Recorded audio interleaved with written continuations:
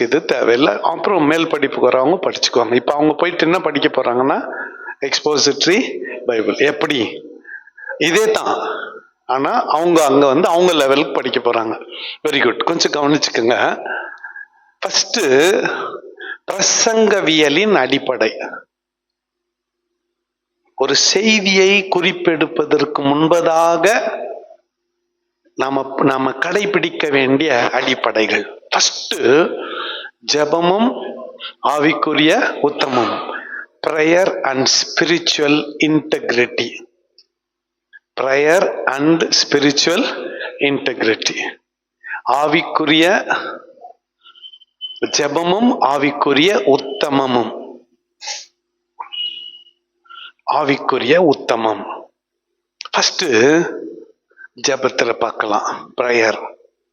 ஏன் we start with prayer அப்படின்னா, இந்த பைபிள் நம்ம எழுதுனது இல்லை. சரியா? இத எழுதுனது நம்ம இல்லை. எழுதுனவர் யாரு? பரிசுத்த ஆவியானவர். இப்ப இதுல இருக்கிற கண்டென்ட் நம்மளுக்கு தெரியுமா? தெரியாது. யாருக்கு தெரியும்? அவருக்கு. இப்ப மற்றவங்களுக்கு இதுல இருக்கிறத சொல்றதுக்கு முன்னால நமக்கு இதை குறித்த ஒரு தெளிவு வேண்டும். கரெக்டா? நமக்கு இதை குறித்த ஒரு தெளிவு வேண்டும். அந்த தெளிவு கிடைக்கிறதுக்கு முதல் படி என்ன? ஜெபம். ஃபர்ஸ்ட் ஸ்டெப் என்ன? ஜெபம். ரெண்டாவது ஆவிக்குரிய உத்தமம், ஸ்பிரிச்சுவல் இன்டெகிரிட்டி. நம்ம வாழ்க்கையில ஒரு நேர்மை இருக்க வேண்டும். பாஸ்டர்ங்கோ, வேத மாணவர்கள் புரிஞ்சுக்கணும், நமக்குள்ள, நம்ம இதயத்துக்குள்ள, நம்ம நேச்சர்லயே, நம்ம சுவாபத்திலே ஒரு ஆவிக்குரிய நேர்மை இருக்கணும். நம்ம மனசாட்சிய சாவடிச்சு புதைச்சிடக்கூடாது. நம்ம மனசாட்சி லைவாக்கணும். செய்யத்தகாததை செஞ்சுட்டா அழ வரணும். தப்புன்னு ஒத்துக்கணும். ஐ எம் சாரின்னு சொல்லணும்.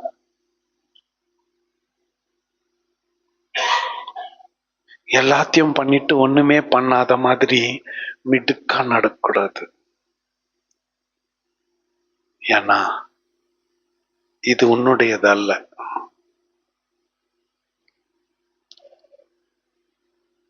This is not yours. இது உன்னுடையதல்ல, அவரது. நமக்கு ஒரு ஆவிக்குரிய நேர்மை தேவை, உத்தமம் தேவை.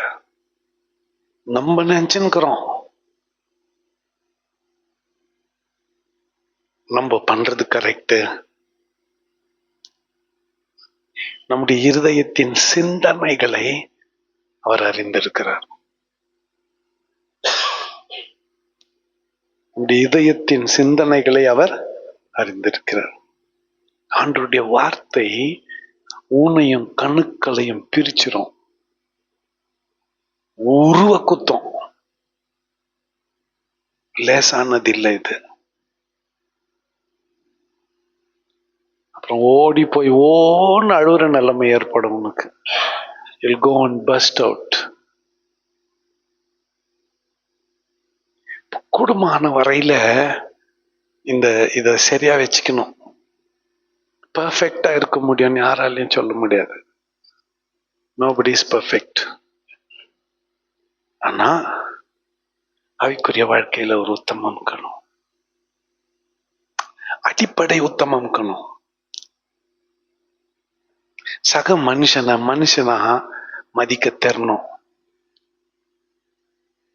என்னை விட பொருளாதார ரீதியா சத்யராஜையா குறைஞ்சிருந்துட்டா கூட இவருடைய வயசுக்கு, இவருடைய ஊழியத்துக்கு, இவருடைய அழைப்புக்கு நான் என்ன கொடுக்கணும்? மரியாதை கொடுக்கணும்.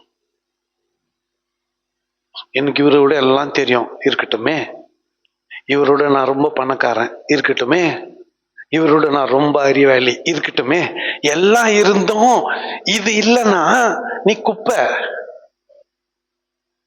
நீ ஒண்ணுமே இல்ல. அப்போ இத பெறணும். ஆவிக்குரிய உத்தமத்தை அடையணும். கடைக்கு போறேன், எனக்கு கொஞ்சம் பண கஷ்டம் தான். அன்னைக்கு உண்மையா நடந்தது சொல்றேன். ஒரு பொருளை வாங்குறேன், 120 ரூபாய் பில்லு. நான் என்னன்றேன், 20 ரூபாய் கம்மி பண்ணிட்டு 100 ரூபாய்க்கு அத்தை கொடுன்னு கேட்கறேன். அவன் ஒத்துக்க மாட்டேன்றான். சரி 10 ரூபாய் கம்மி பண்ணிட்டு 110 ரூபாய்க்கு கொடுன்றேன், ஒத்துக்க மாட்டேன்றான். ஒரு பைசா கம்மி பண்ண மாட்டேன்றான். சரி நீ 200 ரூபாய் நோட்டு கொடுத்தேன், வாங்கி உள்ள போட்டுக்குன்னு 350 ரூபாய் திருப்பி கொடுத்தான். 500 குத்ததான் நினைச்சுக்கின்னு எவ்வளவு திருப்பி கொடுக்கலாம். ஆனா அவங்கிட்ட எதுக்கு வாதம் பண்ணான் என்கிட்ட? 10 ரூபாய்க்கு. இப்போ 300 ரூபாய் சேர்த்து கொடுக்கறான். லாஜிக் என்ன சொல்லுதுன்னா, அவன் 10 ரூபாய்க்கு ஆர்கியூமெண்ட் பண்ணானே, வாங்கின்னு கிளம்புந்து. அவன் என்ன நினைச்சிட்டான், நான் 500 குத்தன்னு நினைச்சிட்டான். 500க்கு சில்லறை திருப்பி குத்துங்கிறான். அவன் அத்தை வாங்கி வந்தா கூட அவனுக்கு தெரிய போறது இல்ல. சரியா? வாங்கிட்டேன், திரும்பிட்டேன். நீ எல்லாம் ஒரு பாஸ்டராடாந்து, நீ எல்லாம் ஒரு பாஸ்டரா.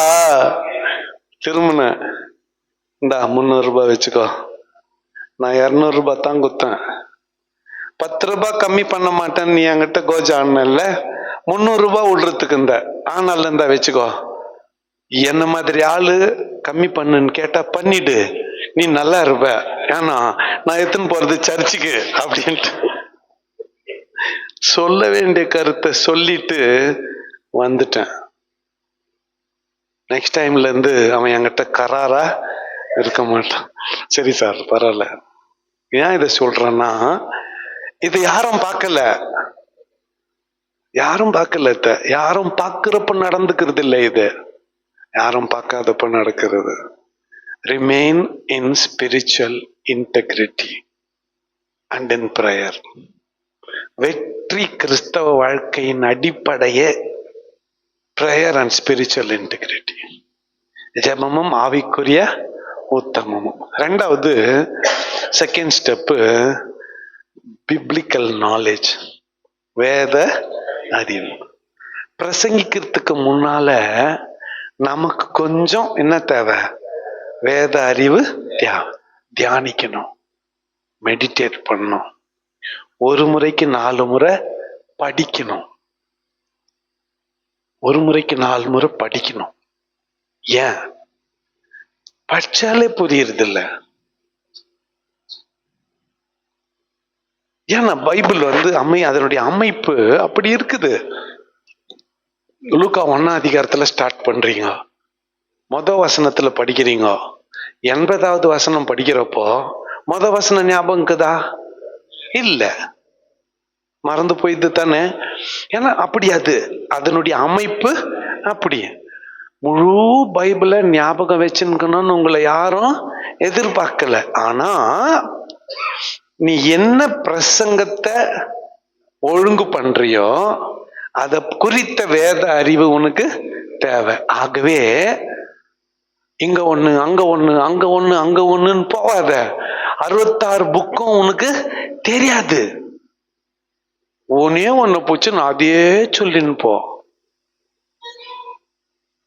சும்மா இந்த செயின் ரெஃபரன்ஸ் எல்லாம் போன கிளாஸ்ல சொன்னேனே, 52 பிரசங்க குறிப்பு சொல்லாத, ஒரே குறிப்பு ஒழுங்கா சொல்லு, ஒரே வசனம் அத ஒழுங்கா சொல்லு. வேத அறிவு எப்படி வரும்னா படித்தல்ல. அப்ப நீ பிரசங்கிக்கிறதுக்கு முன்னால உட்கார்ந்து என்ன பண்ணணும்? படிக்கணும். எப்போ கேள்விப்பட்டதை வச்சுக்கின்னு ஓட்டக்கூடாது. எப்போ படிச்சதை வச்சுக்கின்னு ஓட்டக்கூடாது. எப்போ கேட்ட கதை, யாரோ ஒருத்தர் யூடியூப்லயோ டிவிலயோ பேசின பிரசங்கத்தை வச்சுக்கின்னு நீ உட்காந்து ஸ்டடி பண்ணாம ஓட்டக்கூடாது. அதை ஃபாலோ பண்றது தப்பு இல்லை, அதுல இருந்து பாயிண்ட்ஸ் எடுத்துக்கிறது தப்பு இல்லை. பட் நீ உட்காந்து என்ன பண்ணணும்? படிக்கணும். ரெண்டாவது. மூணாவது, பின்னணிப்படுத்துதல், கான்டெக்சுவலைசேஷன். அதனுடைய பின்னணி என்ன, அந்த பகுதியினுடைய கான்டெக்ஸ்ட், பின்னணி என்ன? இன்றைக்கு என்னோடு கூட பரதேசியில் இருப்பாய். எல்லாரையும் பார்த்து இயேசுநாதர் சொன்னாரா? பேதுருவை பார்த்து சொன்னாரா? யோவானை பார்த்து சொன்னாரா? ஏன் சாவு போறான்னு நல்லா தெரியும். யூதாசை பார்த்து சொன்னாரா? சொல்ல. யாரை பார்த்து சொன்னாரு? அவர் கூட சிலுவையில் அறையப்பட்ட கள்ளர்களில் ஒருவனை பார்த்து சொன்னார். கான்டெக்சுவலைசேஷன், பின்னணிப்படுத்துதல். 2 கள்ளர்கள் அவரோட சிலுவையில் அரைஞ்சாங்க. ஒரு கள்ளன் இயேசுநாதரை பார்த்து பரியாசம் பண்ணா, நீர் கிறிஸ்துவானால், நீர் மேசியாவானால் உம்மையும் ரட்சியும் எங்களையும் ரட்சியும்னு கேட்டான். இயேசுநாதர் அதற்கு பதில் சொல்லல. மாறாக இன்னொரு கள்ளன், நம்ம செஞ்ச பாவத்துக்கு தண்டனை அனுபவிச்சுக்கிறோம், அவரோ ஒரு பாவமும் செய்யல, அவரை போய் இப்படி நிந்திக்கிறேன்னு சொல்லிட்டு தன் முகத்தை இயேசுநாதர் பக்கமா திருப்பி அவன் என்ன சொன்னா? ஆண்டவரே, உம்முடைய ராஜ்யத்தில் என்னை நினைத்தரலாம். அப்படிப்பட்டவனை பார்த்து இயேசுநாதர் சொன்னாரு, இன்றைக்கு என்னோடு கூட பரதேசில் இருப்பாய். கான்டெக்சுவலைசேஷன், பின்னணிப்படுத்துதல். இது எப்படி ராங்கா பின்னணிப்படுத்து? கர்த்தர் நம்ம எல்லாரையும் பார்த்து சொல்லுகிறார், இன்றைக்கு என்னோடு கூட பரதேசில் இருப்பாய் என்று. இப்படி கதை விடாதீங்க. இன்னைக்கு செத்தா மண்ணு. இயேசுநாதர் கள்ளனுக்கு சொன்ன நீ ஜனங்களுக்கு ஜெனரலைஸ் பண்ணி என்ன பண்ணாத, சொல்லாத. 7 வார்த்தைகள் பேசுறப்போ குட் ஃப்ரைடே அன்னைக்கு சொல்லு. அது அந்த நாளுக்கான ஒரு செய்தி, அதனுடைய பின்னணியை சொல்லு. இப்ப இந்த கான்டெக்ஸ்ட் தெரியாம, பின்னணி தெரியாம பிரசங்கத்தை ஒழுங்குபடுத்தாத. சோ பின்னணிப்படுத்துதல் அவசியம். கான்டெக்சுவலைசேஷன் இஸ் இம்பார்ட்டன்ட். என்ன பின்னணியில ஈசாக்கு அதை செய்தான், என்ன பின்னணியில ஆபிரகாம் அதை செய்தார், என்ன பின்னணியில மோசே இதை. சிலர் மோசே பரலோகத்துக்குள் பிரவேசிக்க மாட்டார், 10 கட்டளைகள் பலகையை போட்டு உடைக்க மோசேக்கு என்ன அதிகாரம் இருக்கிறது, என்ன அருகதை இருக்கிறது? கண்மலையை பார்த்து பேச சொன்னால் அடித்தானே தகுமா? பரலோகத்துக்கு செல்ல அவனுக்கு இல்ல. கீழ்ப்படியாதவன் மோசே. நீ ரொம்ப கீழ்ப்படுகிறாளா? உன்னை யாரு மோசேனுடைய வாழ்க்கையில குற்றம் கண்டுபிடிக்க உன்னை யார் நீதிபதியா வச்சது? கான்டெக்ஸ்ட் என்ன பின்னணியில அவன் 10 கட்டளையை போட்டு உடைச்சான்? என்ன பின்னணியில கண்மலைய பார்த்து பேசுனா 2 தரம் அடிச்சான்? அந்த பின்னணிய பார்த்தா அவன் சைடு இருக்கிற நியாயம் புரியும். ஜனங்க அவனை ரொம்ப துன்புறுத்தினாங்க, கரெக்டா? ஜனங்க அவனை ரொம்ப நெருக்குனாங்க. ஜனங்க மேல இருக்கிற கோவத்தை காட்ட முடியாம யார் மேல காமிச்சிட்டான்? ஆண்டவர் மேல காமிச்சிட்டான், அல்லது பாறை மேல காமிச்சிட்டான். ஆண்டவர் ஹானர் பண்ணார். ஆனாலும் நீ பண்ணது தப்புடா, நீ எங்க வரமாட்ட கானானுக்குள்ள. அது ஆண்டவருக்கும் மோசேக்குமான வேலை. உன்னை யாரு உள்ள கூப்பிட்டது? உன் பிரசங்கத்துல மோசையை குற்றப்படுத்தி பேச உனக்கு என்ன அதிகாரம் இருக்கிறது? Look into the context. So பின்னணிப்படுத்துதல் பிரசங்க குறிப்பெடுக்கிறப்போ ரொம்ப முக்கியம். புரிஞ்சுச்சா? என்ன படுத்தணும்? கான்டெக்சுவலைசேஷன். அப்படின்னா அந்த பின்னணியோட சேர்த்து படிக்கணும். உதாரணத்துக்கு ஒரு வசனம் படிக்கிறீங்க, முன்னால 5 வசனம் என்ன சொல்லுது, பின்னால 5 வசனம் என்ன சொல்லுது, அதை சேர்த்து படிக்கணும். நிறைய பேரு வாக்குத்தத்த ஆராதனை அப்படிங்கிற பேர்ல இத வாக்குத்தத்தமா கொடுக்கறாங்க. வாக்குத்தத்தம் படிக்கிறேன் கேளுங்க.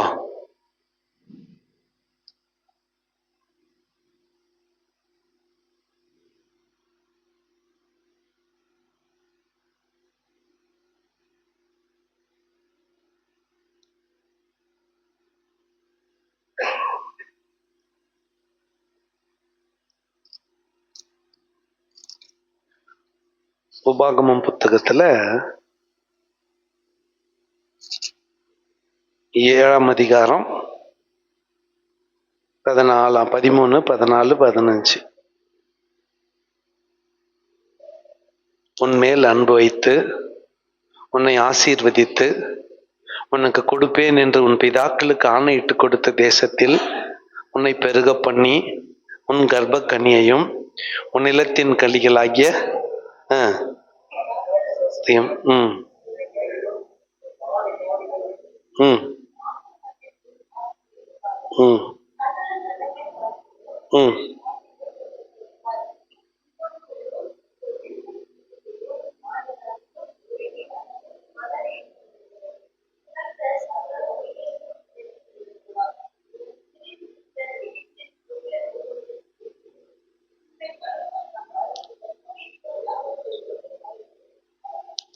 கர்த்தர் சகல நோய்களையும் உன்னை விட்டு விலக்குவார். யாருக்கு?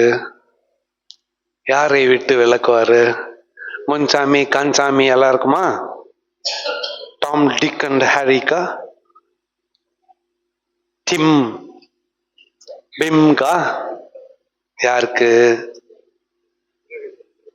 11, 12 படிங்க. ஆகையால் நீ கை கொள்ளும்படி செய்யும்படி நான் இன்று உனக்கு கட்டளையிடுகிற கற்பனைகளையும் கட்டளைகளையும் நியாயங்களையும் கை கொள்வாயாக. இந்த நியாயங்களை நீங்கள் கேட்டு கை கொண்டு அவைகளின்படி செய்வீர்களானால் அப்பொழுது தேவனாகிய கர்த்தர் உன் பிதாக்களுக்கு ஆணையிட்டு கொடுத்த உடன்படிக்கையையும் கிருபையும் உனக்காக காத்து எகிப்தருக்கு வர பண்ணின வியாதிகளில் ஒன்றையும் உனக்கு வர பண்ண மாட்டார். எப்போ? காத்துல பறக்கச்சிடுறது, வெறும் இத்த மட்டும் எடுத்து பெருசா போட்டுறது போர்டு. சகல நோய்களையும் உன்னை விட்டு விலக்குகிறார். ஜனங்களை சும்மா அப்படியே. ஆனா அடிப்படையா இது நிபந்தனைக்குட்பட்ட ஆசீர்வாதம். This is a conditional blessing. என்ன அந்த கண்டிஷன்? நீ கர்த்தருக்கு கீழ்ப்படிய வேண்டும். கண்டிப்பா சுகம் தருவாரு, டவுட் இல்ல. ஹார்ட் அட்டாக் ஆனா கூட ஐசியூல வச்சிருந்தா கூட கூட்டிட்டு வந்து உட்கார வைக்குவாரு. பழைய ஆட்டம் ஆடாத, செகண்ட் சான்ஸ் கொடுக்குறாரு, ஒழுங்கா நடந்துக்கோ. இந்த முறை போனியானா தப்பிக்க மாட்ட. கரெக்ட் தானே ஐயா? ஒழுங்காயிருன்னு சொல்றாரு. என் கட்டளைகளை கை கொள்ளும்படி நீ கவனமாய் இருப்பாயாக. அப்போ உன்னை நான் ஆசீர்வதிப்பேன். உன் ஆட்டு மந்தையை ஆசீர்வதிப்பேன். உன் மாட்டு தொழுவத்தை ஆசீர்வதிப்பேன். உன் எண்ணெய் உன் திராட்சரசம் குறைவுபடாது. உன் பிள்ளைகள் உன்னுடைய ஆட்டு மந்தைகள் மலடு இருப்பதில்லை. நீ ஜாதிகளுக்கு கடன் கொடுப்பாய், நீயோ கடன். நீ போகையிலும் வருகையிலும் பட்டணத்திலும் வெளியிலும் எப்போ நீ கட்டளைக்கு கீழ்ப்படியும் போது. அதான் பின்னணி படுத்துதல், கான்டெக்சுவலைசேஷன். புரிஞ்சுச்சா? நாம ஆகாயத்துல சிலம்பம் பண்ற மாதிரி பிரசங்கிக்க கூடாது. லாஸ்டா பயன்படுத்துதல், அப்ளிகேஷன். படிச்ச வசனத்தை பயன்படுத்தணும். புரியுதா? படிச்ச வசனத்தை என்ன பண்ணணும்? பயன்படுத்தணும். ரொம்ப முக்கியம். பிராக்டிக்கல் அப்ளிகேஷன் பேரு. உதாரணத்துக்கு ஒருத்த ஆண்டவரை விசுவாசிச்சான், குருடன். பர்த்திமேயு வச்சுக்கலாமே, அதை எடுத்து பேசுறோம். ஜனக்கூட்டம் நெருக்கமாக்குது. அந்த வழியா இயேசு வருகிறார்னு இந்த குருடன் கேள்விப்பட்டான். கேள்விப்பட்டு தாவீதின் குமாரனே எனக்கு இறங்கன்னு கத்துறான். எல்லாம் சத்தம் போடாத. யார் போறது? இயேசு போகிறார், போதகர் போகிறார், அவருக்கு டிஸ்டர்ப் ஆகக்கூடாது, சத்தம் போடாதுன்னாங்க. ஆனா அவன் இன்னும் சத்தமா கூப்பிட்டான். ஆண்டவருடைய கவனம் திரும்பிச்சு. அவன் பக்கம் திரும்பினாரு, என்கிட்ட வான்னாரு.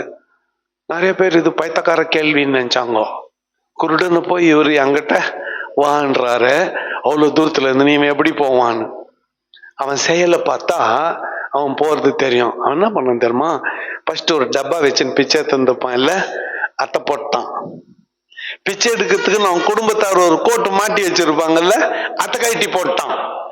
சத்தம் வந்த திசையை நோக்கி நடக்க ஆரம்பிச்சுட்டான். முடிய பிடிச்சு மலையை இழுக்கிறோம். வந்தா மலை, போனா அவை தலைவர் நிறைய இழுத்திருப்பாரு போல. ஓகே, அதாவது அந்த சத்தம் வந்த திசையில எல்லாத்தையும் எடுத்து போட்டு என்ன பண்றான்? உதாரணத்துக்கு அவன் பிச்சை எடுக்கிறதுக்கு பயன்படுத்தல பொருளோட போயிருந்தான்னு வச்சுக்கோ, அவனுக்குள்ள என்ன இல்ல? விசுவாசம் இல்ல. இனி இது எனக்கு உதவாது, இனி இது எனக்கு தேவையில்லை. ஒரு பெரிய பாஸ்டர்ஸ் பெரிய மீட்டிங், மழைக்காக வேண்டி ஜெபம். என்னது? பெரிய பெரிய பாஸ்டங்கெல்லாம் இருக்கிறாங்க, ஒரு 1000 பேர் கூடி வந்துட்டு இருக்கிறாங்க. ஒரு பாட்டியம்மா மட்டும் வீட்டுல இருந்து கொடையோட கிளம்பிச்சு. எல்லாம் சிச்சாங்க, என்ன கொடையோட வரேன்னா? சொன்னாங்க, மழைக்காக ஜெபம் பண்றோம் இல்ல, மழை வரோம் இல்லையா, அதுக்காக என்ன. ஆனா காய்ந்த வறண்ட வானிலை இருக்கும் பொழுது கொடையோட ஒருத்தர் புறப்பட்டா எப்படி இருக்கும்? நம்மளுக்கு கேவலமா தான், பைத்தக்காரமா தான் தெரியும். ஆனா நீ பண்ணிக்கிற ஜபம் அப்படியே என்ன கேட்டுக்கிற, அப்போ விசுவாசம் வேணும் இல்லையா? இந்த குருடன் என்ன பண்ணா, அவன் பிச்சை எடுக்க பயன்படுத்தின பொருளை போட்டுட்டு அவர் இருந்த திசையில போனா அவரு சுகப்படுத்தினார். ரைட். இப்போ பயன்பாடு அதான், அப்ளிகேஷன். இப்படி ஒருத்தனுக்கு விசுவாசம் இருந்தா பிறவி குருடனையே சுகப்படுத்தின ஆண்டவர் உன் நோயை சுகப்படுத்துவாரு, உன் சுகரை சரி பண்ணிடுவாரு, உன் பிபியை சரி பண்ணிடுவாரு. இன்னொரு ஹார்ட் ஆபரேஷன் வேணாம், ஸ்டண்ட் எல்லாம் சரியா வேலை செய்யும், வச்சுக்கிறதே போதும். நம்பிக்கையின் வார்த்தைகளை பயன்பாடோடு சொல்ல வேண்டும். To apply the word of God in our personal life situation. நம்முடைய தனிப்பட்ட வாழ்க்கை சூழ்நிலையில் எதை பயன்படுத்தணும் சொல்லுங்க? கர்த்தருடைய வார்த்தையை பயன்படுத்தணும். புரிஞ்சுச்சா? புரிஞ்சுச்சா? பிரசங்கவியலின் 4 அடிப்படைகள்.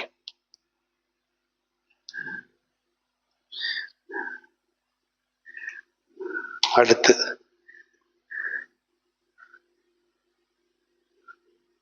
ஒரு பிரசங்கத்தை ஏற்படுத்த அடிப்படை என்ன?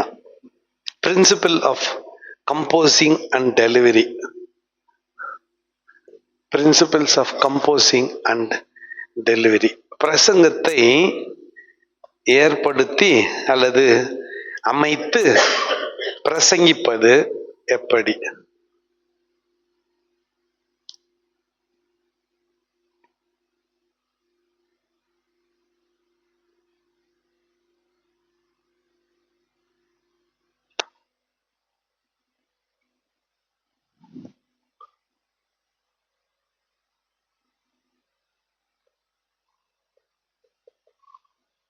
பிரசங்க அமைப்பு மற்றும் கொடுத்தல் 1.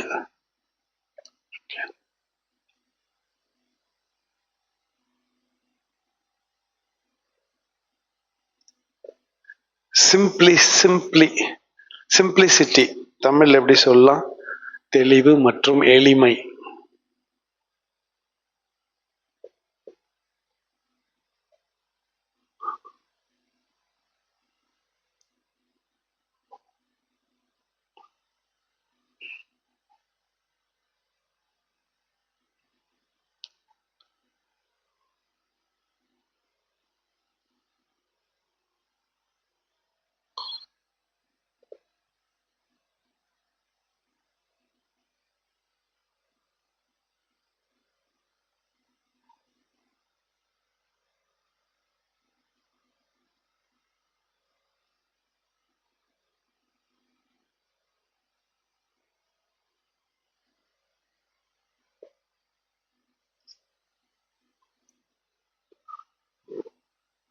ஓகே, நெக்ஸ்ட் அடுத்த முக்கியமான ஒரு பகுதி கவனிங்க.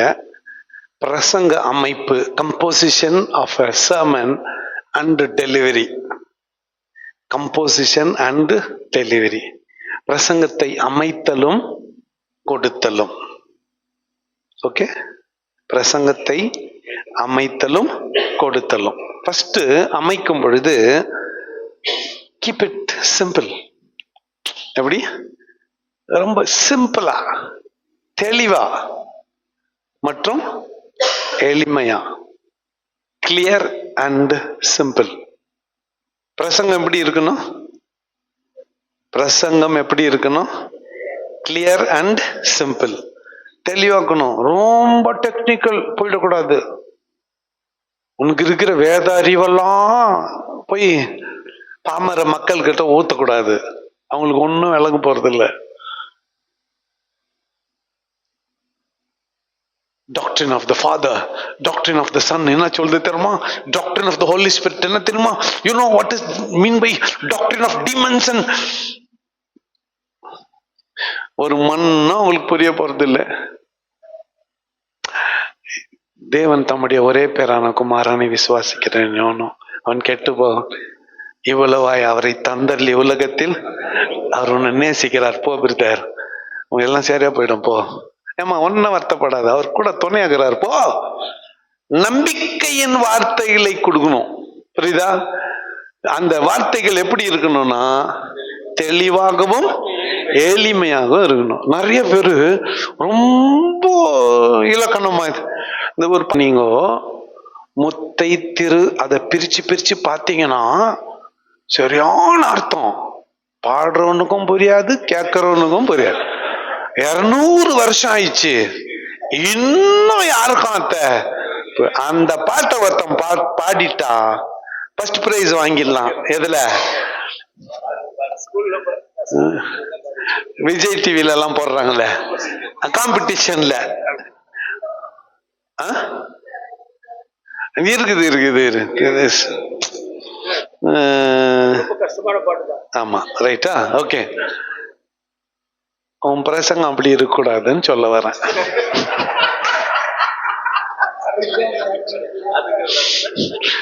காம்ப்ளெக்ஸ் சென்டென்ஸே யூஸ் பண்ணக்கூடாது, சிம்பிள் சென்டென்ஸ். இப்போ நல்லா புரிஞ்சுக்கோங்க, எனக்கு நல்லா இங்கிலீஷ் பேச தெரியும். புரியுதா? எனக்கு முழு ஹோமிலேட்டிக்ஸ இங்கிலீஷ்ல பாடம் நடத்த தெரியும். சரியா? மாஸ்டர் டிகிரி படிச்சவங்களுக்கு என்னால கிளாஸ் எடுக்க தெரியும். என் இங்கிலீஷ் புலமைய உங்ககிட்ட காட்டினா என்ன பிரயோஜனம்? எங்க சத்யராஜ் ஐயாக்கு அதுல என்ன புரிய போகுது? அவரு ஒன்னும் புரியலன்னு ஒத்துக்குவாரு, பிஷப் புரிஞ்ச மாதிரி நடிக்குவாரு. ரைட்டா? அவரு ஒன்னும் தரலையான்னு நீ தெரிஞ்ச மாதிரி நடிக்குவ. ஆனா இங்க இருக்கிற ஒருத்தருக்கும் அது என்ன பட போறது இல்ல. அப்போ உன்னோட பிரசங்கம் ஹை ஸ்டாண்டர்டா நீ பேச ஆரம்பிச்சா யாருக்கு பிரயோஜனம்? அது ஒருத்தருக்கும் பிரயோஜனப்படாது. கேட்கிறவர்கள் புரிந்து கொள்ளும்படி உன் செய்தி எப்படி இருக்கணும்? தெளிவாகவும் எளிமையாகவும் இருக்கணும். இல்ல நான் ரொம்ப எளிமையா போயிட்டா என்ன நினைப்பாங்க? கிருஷ்ணாம்பேட்டை பாஷை பேசினா என்ன நினைப்பாங்க? கிருஷ்ணாம்பேட்டையில இருக்கிறவங்க ரசிக்கப்பட்டோம் விடு, தென் சென்னைக்காரு வேற யாரும் ஊழியக்காரன் அன்புள்ள தேவனுடைய பிள்ளைகளேன்னு பிரசங்கம் பண்றவங்க மூலமா அவங்க ரசிக்கப்பட்டோம். நானு வட சென்னைக்கே இருந்துன்னு போறேன் விட என்ன? இப்போ மக்களுடைய நிலைமைக்கு இறங்கி போங்க. இப்போ சில்ட்ரன்ஸ் மினிஸ்ட்ரி நீங்க பண்றீங்கன்னா அவங்க லெவலுக்கு இறங்கி போங்க. அப்பதானே அவங்களை அட்ராக்ட் பண்ண முடியும். உனக்கு எவ்வளவு தெரிஞ்சுக்குதுன்னு காட்டுறது இல்ல பிரசங்கம், எவ்வளவு மக்களுக்கு தெரியப்படுத்தணும்ன்றது தானே பிரசங்கம். அவங்க என்ன தெரிஞ்சுக்கணும்ன்றது தானே முக்கியம். அப்ப மேக் இட் சிம்பிள், தெளிவாக்கட்டும். ஒண்ணு சொன்னா கூட ரத்தின சுருக்கமாக்கட்டும், நெத்தில வச்ச மாதிரி இருக்கட்டும். எங்க கண்டுபிடிச்சாங்க இந்த பஞ்ச் டைலாக் எல்லாம்? இவருங்க நடிகருங்கெல்லாம் பேசுறாங்களே, எங்க கண்டுபிடிச்சாங்களா? பைபிள்ல தான் கண்டுபிடிச்சாங்க. அவங்களுக்கெல்லாம் பைபிள் தான் ஆதாரம். பைபிள்ல தான் அந்த மாதிரி சென்டென்ஸுங்க இருக்கும். தேவனால் கூடாத காரியம் ஒன்றுமில்லை. இந்த மாதிரி வேற எங்கன்னா சொல்லுங்க பாப்போம். பைபிள்ல தான் இத்த பிடிச்சானுங்க. நான் ஒரு முறை சொன்னா 100 முறை சொன்னேன். இந்த இதுக்கு நாங்க மாடலா வச்சுக்கினாங்க. சினிமாக்கு ஏற்றபடி மாத்திட்டாங்க. இது எப்படி சக்சஸ் ஆச்சோ அதுவும் பிச்சுக்கிச்சு. இதுதான் விஷயம் அங்க இருக்கிறது. நம்ம கோட்டையை விட்டோம். இதுக்கு ஒரிஜினலா சொந்தக்காரன் நம்ப. தேவன் அன்பாய் இருக்கிறார். ஆண்டவர் ரட்சிக்கிறவர், கர்த்தர் மன்னிக்கிறவர், கர்த்தர் விடுதலையாக்குகிறவர், கர்த்தர் சுகமாக்குகிறவர். இப்படி சுருக்கமா வேற எந்த மதத்தில் சொல்லுங்க பாப்போம். ரட்சிப்புன்ற வார்த்தைய எந்த மதத்திலும் இல்ல. சமீபமா சேர்த்துக்கலானுங்க கேரளாக்காரனுங்க. தெரியுமா உங்களுக்கு? ஒரு 5 வருஷமா ரட்சிப்புன்ற வார்த்தையை ஐயப்பன் கூட்டத்தார் சேர்த்துக்கினாங்க. மன்னிப்புன்ற வார்த்தைய பேசவே மாட்டாங்க, இப்ப சேர்த்துக்கிட்டாங்க. ஆத்தா கிட்ட போய் மன்னிப்பு கேளு, நல்லாயிடும். அந்த மதத்துல இல்ல அந்த வார்த்தை. நம்ம பயன்படுத்த தவறிட்டோம், அவங்க எடுத்து பயன்படுத்தின்னுக்கிறாங்க. ஏன்? நம்ம ரொம்ப டெக்னிக்கல் ஆயிட்டோம். Too much technical. எத்தனை பேர் பாஸ்டங்க இன்னைக்கு சயின்ஸ் கிளாஸ் நடத்தின்னுக்கிறாங்க தெரியுமா? ஸ்பேஸ் கிராஃப்ட் பத்தி பேசின்னுக்கிறாங்க. Who is man? Man is a social animal. என்ன சொல்ல வர நீ? தெளிவாவும் அமைப்பு இத்த விட்டுருங்க. நெக்ஸ்ட் நான் போட போறது அமைப்பு தான், பயன்பாடு. அந்த வசனம் கேட்கிறவங்களுக்கு என்ன படணும்? போன செஷன்ல தான் இதை பார்த்தேன். முக்கியமானது கேட்போரின் அறிவு. கேட்கிறவங்களுக்கு எவ்வளவு வசனம் தெரியும், கேட்கிறவங்களுடைய வேத அறிவு எவ்வளோ. ரைட்டா? உதாரணத்துக்கு ஏற்கனவே ஓரளவுக்கு படிச்சுட்டு இருக்கிறவங்க கிட்ட நான் பேசுறப்போ அவங்க லெவல்ல பேசணும்.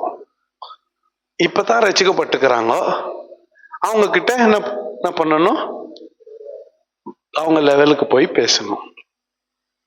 இந்த பகுதியில இதெல்லாம் ஏற்கனவே படிச்சதுதான். ஒன்னே ஒண்ணு, கேட்போரை ஈடுபடுத்துதல்.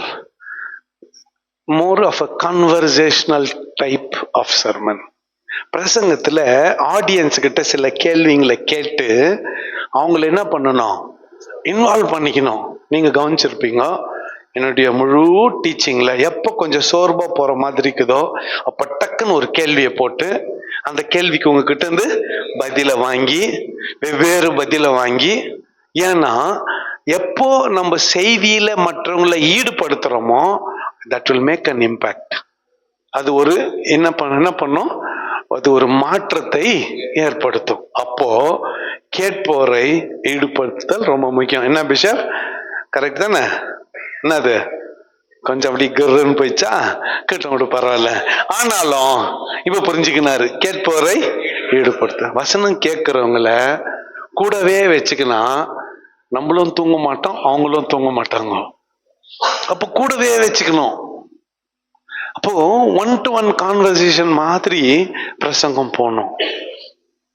1-to-1 கான்வர்சேஷன் மாதிரி போகணும். அப்படி எடுத்துட்டு போனா ரொம்ப சக்சஸ்ஃபுல்லா இருக்கும் ஒரு செய்தி. வெறும் இந்த பெட் டைம் ஸ்டோரிஸ்ல சக்சஸ் காரணமே, வெற்றிக்கு காரணமே குழந்தை கேள்வி கேட்க, அந்த கேள்விக்கு அம்மா அல்லது அப்பா பதில் சொல்ல, குழந்தை அடுத்த கேள்வி கேட்க, அந்த கேள்விக்கு ஏற்றபடி அப்பா அம்மா பதில் சொல்ல, பைபிள் ஸ்டோரிய சொல்லி தொட்டு தடவி முத்து என்ன பண்ண வைப்பாங்க? தூங்க வைக்குவாங்க. கரெக்டா? பெட் டைம் ஸ்டோரிஸ்ல 50% யார் பேசுவாங்க? குழந்தை பேசும். கரெக்டா? கேள்வியே யாருக்கிட்ட ஆரம்பமாகும்? குழந்தை கிட்ட ஆரம்பமாகும். அன்னைக்கு எங்க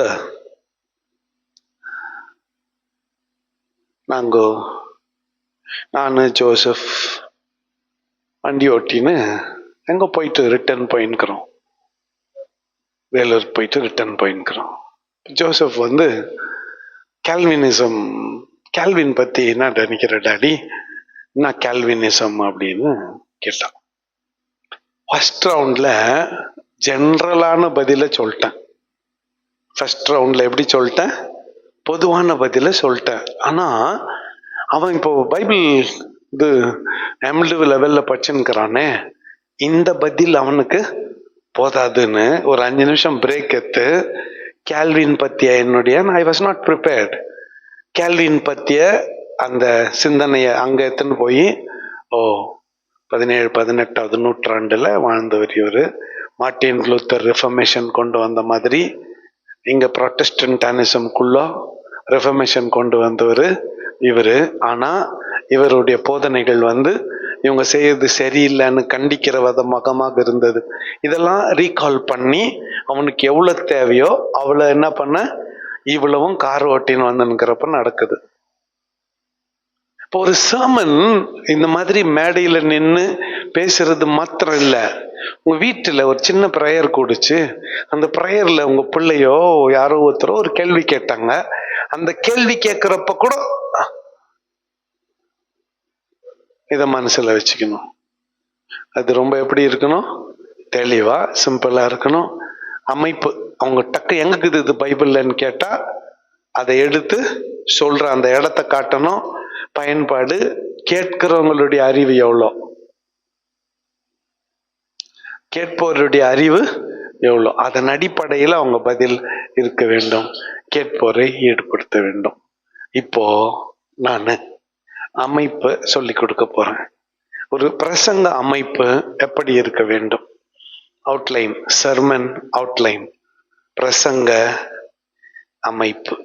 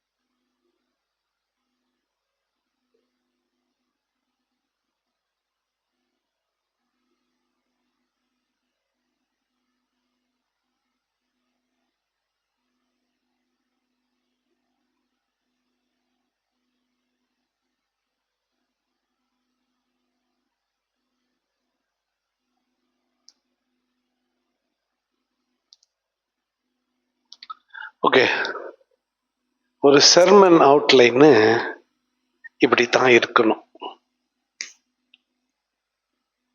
குறைஞ்சபட்சம் ஆரம்பத்துல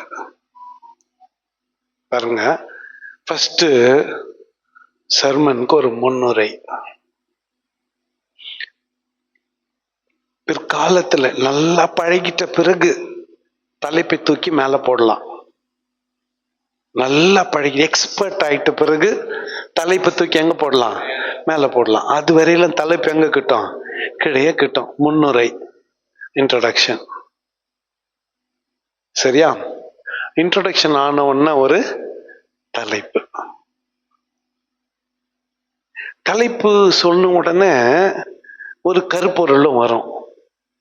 எப்படின்னு அது நான் ஏற்கனவே எக்ஸ்போசிட்டரி கிளாஸ் எடுக்கிறப்ப சொல்லி கொடுத்தேன், இன்னைக்கும் சொல்லி கொடுக்குறேன், இன்னைக்கும் அதை படிக்க போறோம். அப்போ இந்த டெக்ஸ்ட்ல 1, 2, ஒரு 5 பாயிண்ட்ஸ், இதுக்கெல்லாம் பேரு மெயின் பாயிண்ட்ஸ். 1, 2, 3, 4, 5. ஒரு சில பாயிண்ட்ல சப் பாயிண்ட்டுங்க வரும். ஒரு சில பாயிண்ட்ல என்ன வரும், சப் பாயிண்ட் ஏபின்னு வரும். சிலதுல ஏபிசின்னு வரும். வந்தா அது அப்படியே குறிப்பா சொல்லின்னு போக வேண்டியதுதான். கடைசியா என்ன, முடிவுரை. முடிவுரை முடிஞ்ச பிறகு நடைமுறை பயன்பாடு. அந்த முடிவுரைய சொல்லிட்டு இந்த வாசித்த இந்த வேத பகுதி எப்படி ஒருத்தருக்கு பிராக்டிக்கலா உபயோகப்படும் அப்படின்னு சொல்லணும். நடைமுறை பயன்பாடு. இதுக்கு எக்ஸ்போசிட்டரில் இப்ப அங்க கிளாஸ் போயின்னு இருக்கோம்.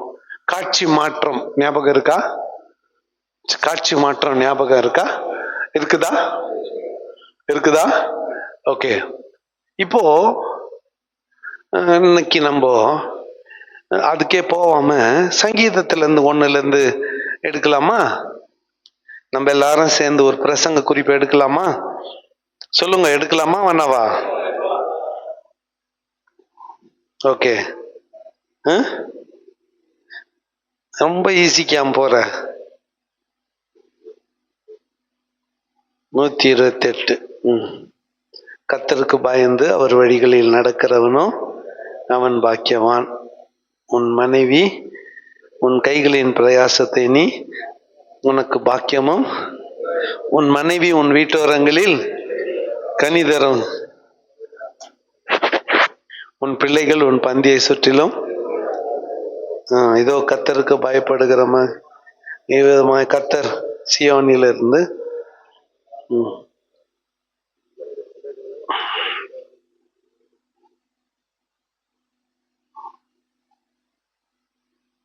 சரி.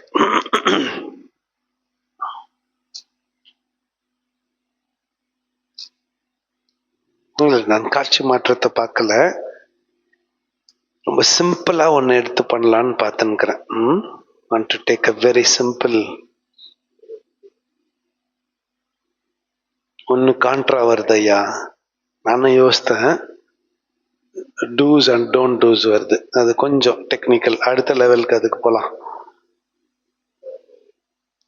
பெருசாச்சே, சின்னதா ஒன்று பார்த்துனுக்குது.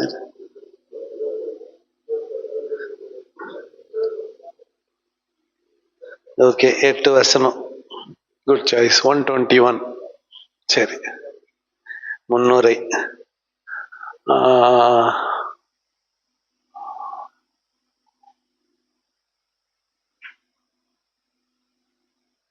சங்கீதம் 121 1 8 வரை ஜெபம் பண்ணலாமா?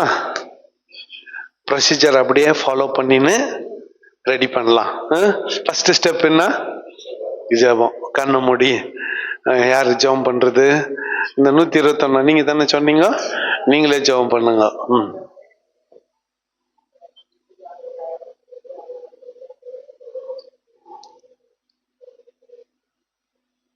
இப்போ 121 சங்கீதத்தை எல்லாம் சேர்ந்து படிக்கலாம்.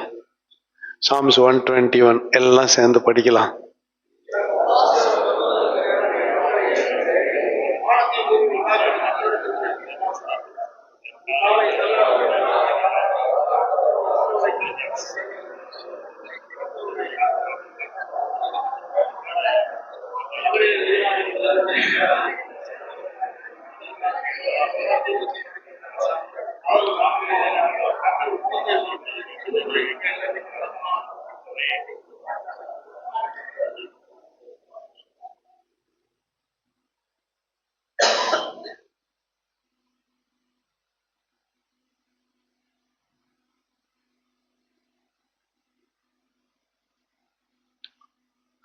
காக்கும் தெய்வம் கர்த்தர் வைக்கலாமா பேரு? காக்கும் தேவன் கர்த்தர், காக்கும் தேவன் கர்த்தர் வைக்கலாமா? காக்கும், பாதுகாக்கும் தேவன் கர்த்தர்.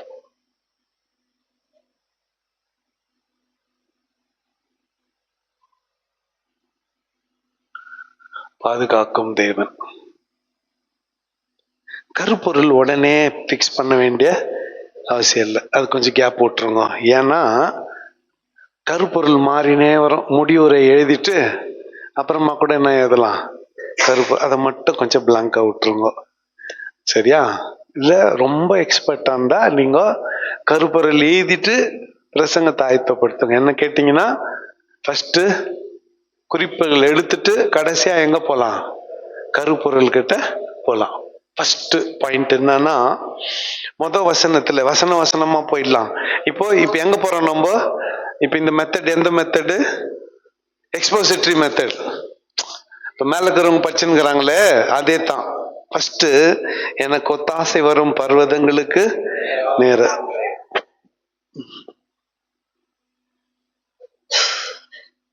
உதவி தரும் கண்மலை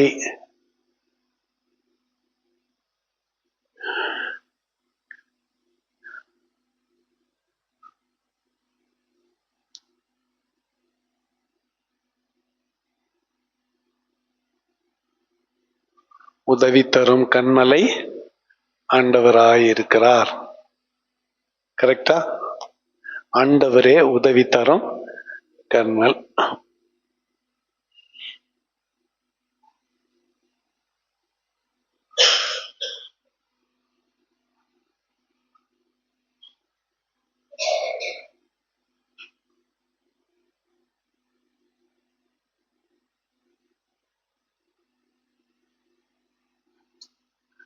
இதுக்கு எது ஆதாரம்?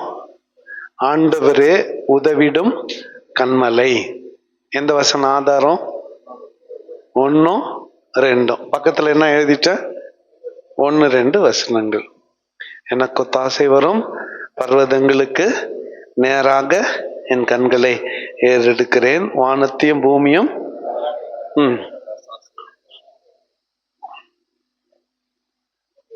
காலை தள்ளாட விடமாட்டார். எத்தனையாவது வசனம்? 3வது வசனம். நெக்ஸ்ட்.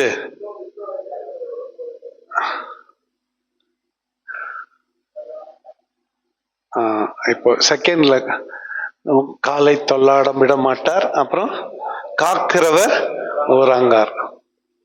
ஏ பி.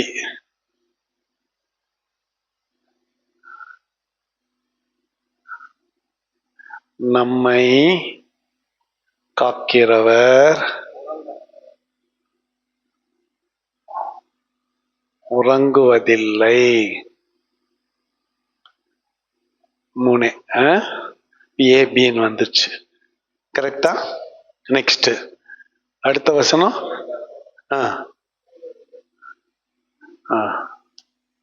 4 இஸ்ரவேலை காக்கிறவர் உறங்குவதில்லை. எத்தனையாவது வசனம்? 4வது வசனம். 5வது வசனம்.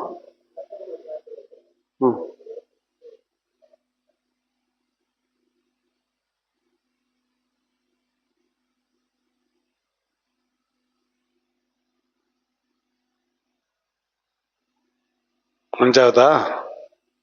அதுலயே தானே பி. என்ன?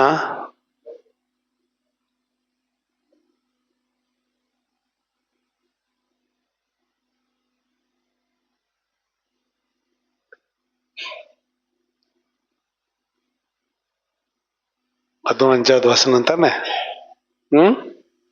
ஓகே. 6வது வசனம்.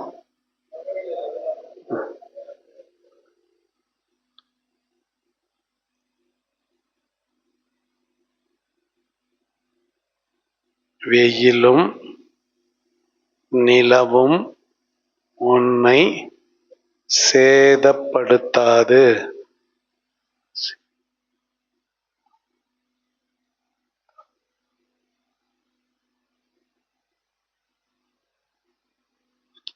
எத்தனையாவது வசனம்? நெக்ஸ்ட்.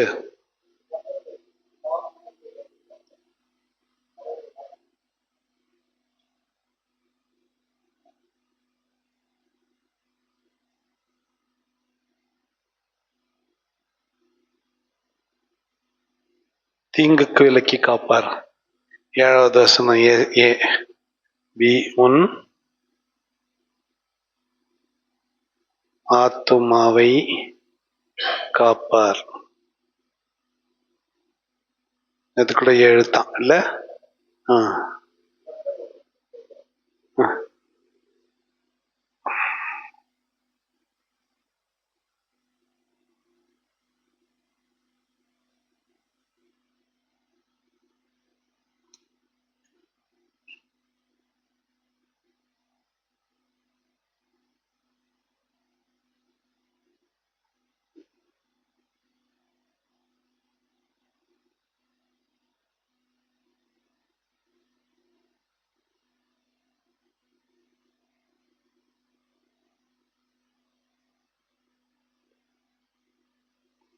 போகையிலும் வருகையிலும் என்றைக்கும் காப்பார். கரெக்டா? கரெக்டா? முடிவுரை.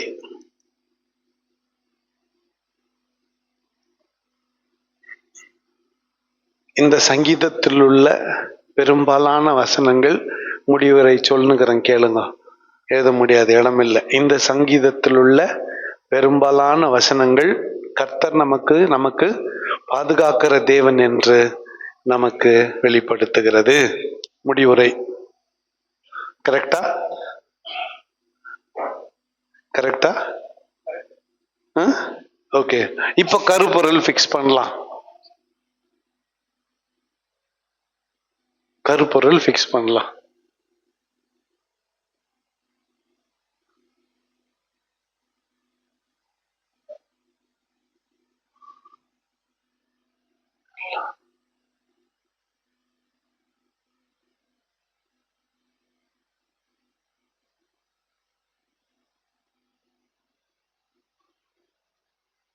எல்லா தீமைக்கும் நம்மை விலக்கி காக்கிறவர் கர்த்தர். முடிவுரையில இது இருக்கணும். முடிவுரையில எது இருக்கணும்? எல்லா தீமைக்கும் நம்மை. இந்த சங்கீதத்தில் உள்ள எல்லா வசனங்களும் நமக்கு எல்லா தீமைக்கும் நம்மை விலக்கி காக்கிற கர்த்தர் இருக்கிறார் என்று சொல்லுகிறது. அதுதான் முடிவுரை. சரியா? முடிவுரை எதுக்கு ஏற்றபடி இருக்கணும்? கருப்பொருளுக்கு ஏற்றபடி இருக்கணும். புரிஞ்சுச்சா? அப்போ ஏரோ மார்க் கொடுக்குறோம் பாருங்க. ஏறத்தாழ நியர்லி முடிவுரை எது மாதிரி இருக்கணும்? கருப்பொருள் மாதிரி இருக்கணும். லாஸ்டா முக்கியமானதுன்னா வெரி குட், நடைமுறை பயன்பாடு.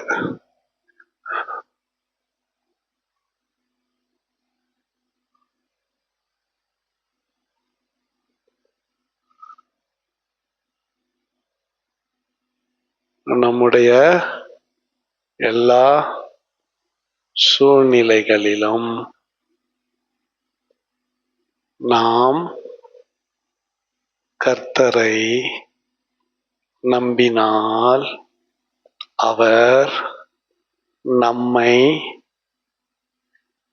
பாதுகாக்க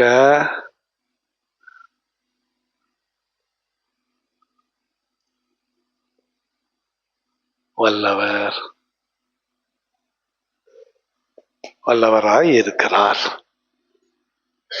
நடைமுறை பயன்பாடு எல்லாம் கருப்பொருள் முடிவுரை எல்லாம் சேர்ந்தது இது. நம்முடைய எல்லா சூழ்நிலையிலும் நாம் கர்த்தரை நம்பினால் அவர் நம்மை பாதுகாக்க வல்லவராய் இருக்கிறார். புரிஞ்சுச்சா? இதுதான் ஒரு அமைப்பு. வரேன்.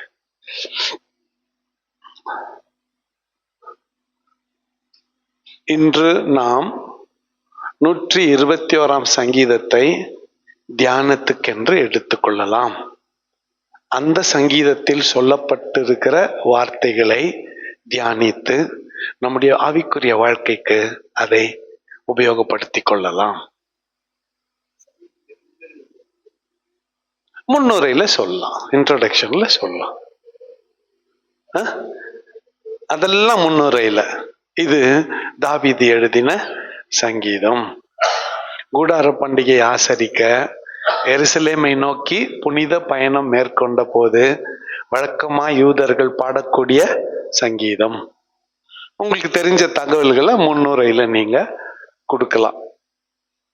ஓகே, ஒவ்வொரு பிரசங்கமும் எழுத்து வடிவாக உங்ககிட்ட இருக்கணும். எவ்ரி சர்மன் ரிட்டன் ஃபார்மேட்ல உங்ககிட்ட இருக்கணும். புரிஞ்சுச்சா? இந்த டிசிப்ளின் நிறைய பாஸ்டர்ஸ்ங்க கிட்ட இருக்கிறது இல்ல. Sorry to say this. அங்க போய் பார்த்துக்கலாம். எங்க? ஸ்டேஜ்ல அங்க போய் என்ன ஞாபகம் வருது அத்தை சொல்லலாம் விடு. என்ன இப்போ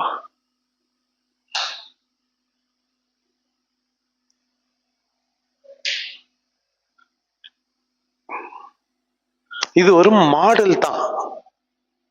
இது என்ன சொல்லுங்க, ஒரு மாடல். இந்த மாடல்ல நீங்க என்ன பண்ணணும், இப்போ ஈவினிங் கிளாஸ்ல அதான் நடக்க போகுது. ஈவினிங் கிளாஸ்ல ஒர்க் ஷாப் தனிப்பட்ட விதமாக சின்ன சின்ன குரூப்பா பிரிச்சுட்டு நீங்க என்ன பண்ணணும், இந்த ஃபார்மேட்ல பிரசங்கத்தை ஆயத்தப்படுத்தி, ஒருவேளை டைம் இருந்தா ஒருத்தர் 2 பேர் முன்னால வந்து என்ன பண்ண போறோம், பிரசன்டேஷன் பண்ண போறோம். ஓகேவா? எதனா டவுட்டுக்குதா? நன்றி தகப்பனே, சோத்திரம்பா. நான் ஞானம், எதனா டவுட்டுக்குதா? பாஸ்டர் ஐயா, கால்வி ஐயா, சரியாக்குதா? இதுல என்ன ஒண்ணுன்னா, நீங்க கவனிச்சு பாத்தீங்கன்னா வேற எங்கேயோ இருக்கிற வசனத்தை நம்ம உள்ள புகுத்தல, அங்க இருக்கிறத மட்டும் எடுத்துக்கிறோம். கரெக்டா? கரெக்டா? அப்ப இது என்ன சர்மன்? Very good. என்ன சர்மன்? எக்ஸ்போசிட்டரி சர்மன். இது டாபிக்கல் சர்மன். ஆனா எக்ஸ்போசிட்டரி சர்மன்ல என்ன எடுத்தோம்? டாபிக் எடுத்தோம். தலைப்பு எங்க இருக்கு? அங்கவே இருக்குது. சரி, உங்களை யாருன்னா பாதுகாக்கும் தேவன் இயேசுன்ற தலைப்புல பேசுங்கன்னு சொன்னா ஆதி ஆகமத்துல ஒரு வசனம் எடுக்க வேண்டிய அவசியம் இல்ல, மத்தேயுல ஒன்னெல்லாம் எடுக்க வேண்டிய அவசியமே இல்லை. இந்த ஒரே சங்கீதத்தை எடுத்து இதையே விவரமா விளக்கி சொன்னா போதும். சொல்லலாம், கண்டிப்பா சொல்ல. இப்போ இஸ்ரவேலை காக்கிற தேவன் உறங்குவதும் இல்லை, இத சொல்றப்போ பழைய ஏற்பாட்டுல ஒரு சம்பவத்தை 5 நிமிஷம் விளக்கம் சொல்லலாம். எதனா உங்க மனசுல ஆவியானவர் அந்த நேரத்துல உங்க உள்ளத்துல போடுற அந்த பகுதியே இதோட கனெக்ஷன் பண்ணணும். சரியா? உன் காலை தள்ளாட விட மாட்டார், நம்மை காக்கிறவர் உறங்க மாட்டார். இப்ப காலை தள்ளாட விட மாட்டார், இதைத்தான் சாத்தான் வந்து ஏசுநாதரை சோதிச்ச போது சொன்னான். என்ன? மேலிருந்து குதியும் 91 சங்கீதத்தை சொல்லி சொன்னான். அடுத்து வயதான நாட்களில் நாம் தள்ளாடி நடக்கும் பொழுது பயப்பட வேண்டியதில்லை, ஆண்டவர் நமக்கு எப்படி இருக்கிறார்? துணையா இருக்கிறார். அவர் நம்முடைய காலை தள்ளாட விட மாட்டார். நம்மை காக்கிற தேவன், இஸ்ரவேலை காக்கிற தேவன் உறங்குவதும் இல்லை தூங்குவதும். பறந்து காக்கிற பட்சியை போல கர்த்தர் எருசலேமை சுற்றிலும் பாதுகாப்பாய் இருந்து காக்கிறவராய் இருக்கிறார். வெயிலும் நிலவும் உன்னை சேதப்படுத்துவதில்லை. இதை எக்ஸ்பிளைன் பண்றதுக்கு ஜாஷுவா கிட்ட போலாம். அடுத்த கேள்வி நீங்க கேட்கலாம், அது எப்படி வெயிலும் சூரியனும் சந்திரனும் நமக்கு சேதத்தை ஏற்படுத்தாது? ஆமா, இஸ்ரவேல் ஜனங்கள் யாருக்கு விரோதமா?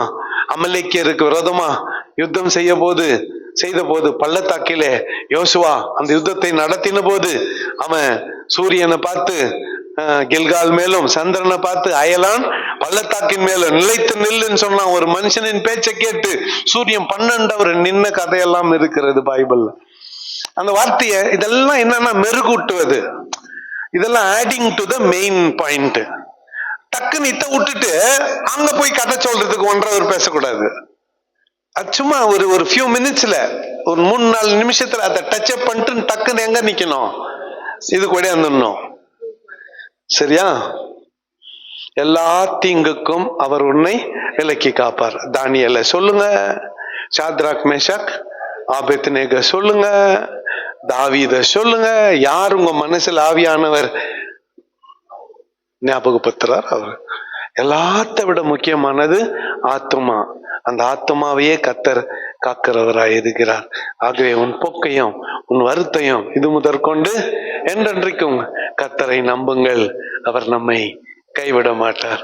கண்களை மூடி நாம் ஜெபம் செய்வோம். பிரேயர் பண்ணுங்க.